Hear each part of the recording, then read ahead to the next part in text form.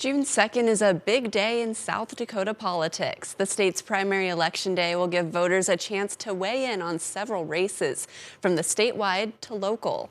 And in tonight's Eye on KELOLAND, Dan Santella looks ahead to early June and what this all means for you, the voter. This coming June 2nd, just over 15 weeks away, South Dakota voters will have the chance to influence who will eventually hold local, state, and federal offices. To get on the ballot in 2026 in South Dakota as a candidate for governor, U.S. House, or U.S. Senate, a Republican will need 2,171 signatures, a Democrat will need 1,232, and an independent will need 3,502. One of South Dakota's two seats in the U.S. Senate and its only seat in the U.S. House are up for election this year. Assuming candidates gather enough signatures, the primary election on June 2nd looks set to include races for the Republican nominations for U.S. House and U.S. Senate. In South Dakota, only Republicans can vote in a Republican primary contest, while Democrats and independents can vote in a Democratic primary. Republicans and Democrats would each have contested primary elections for governor if the announced candidates file the required signatures. And all 105 seats in the state legislature and Pierre are up for election this year, since 2026 is an even number. Each of the state's 35 legislative districts could theoretically have Republican and Democratic primary contests.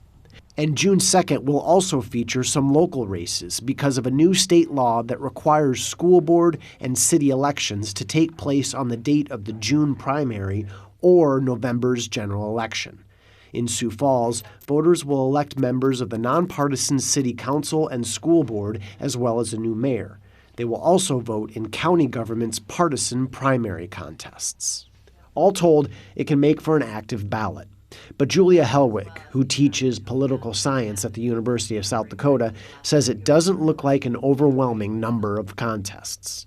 But this shouldn't be, too much, based on the research that we do on how many races are too much. And this is well within, people's usually comfort zone. For a city or school district, having their races scheduled alongside those of high-profile state or federal offices can provide a boost. It can drive up voter attention, right? Because if you're doing it again with the primary or the general election, now that increases the sort of visibility of the election, and so more people turn out to vote. But she says there's a difference between June and November. If you're doing it with a primary, it means that the kinds of people who go and vote is likely skewed. And so, yes, you get more people, more attention, but you're more likely to have more partisan voters coming out to vote in those elections. In Sioux Falls, city elections had historically taken place in April.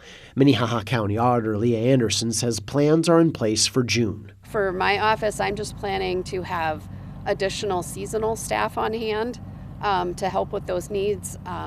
We're going to have extra precinct workers and make sure that our precincts are well staffed. Both she and Lincoln County Auditor Sherry Lund highlight this VIP resource on the South Dakota Secretary of State's website, which stands for Voter Information Portal.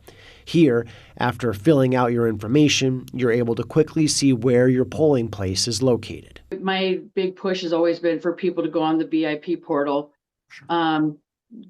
They can actually see exactly what their ballot's going to look like. If they're not computer savvy or they don't want to, they can call our office. We can send them out what their sample ballot would be. If you're voting in person on election day, make sure you know where you're going. So get on the VIP portal, check out your polling place. All told, as Helwig points out, a ballot like the one approaching on June 2nd represents civic opportunity for a voter, one-stop shopping of sorts for various races. And each of those races provides the voter a chance to learn about different candidates who can shape their community. Especially now with the different splits and everything that are going to be on a ballot, it's going to be more important than ever for people to be aware of every option that they are going to have on their ballot, since they're going to have schools, cities, and county, state, all on their ballots. With Eye on KELOLAND, I'm Dan Santella.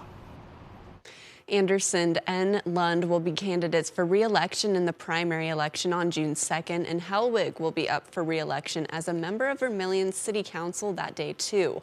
And while independent candidates don't participate in primary elections, Republican and Democratic candidates need to advance from the primary election to make it to the general election in November. Part of our coverage in the lead up to June 2nd will be a Republican gubernatorial debate we'll host on March 31st from 4 to 5 p.m. Central Time.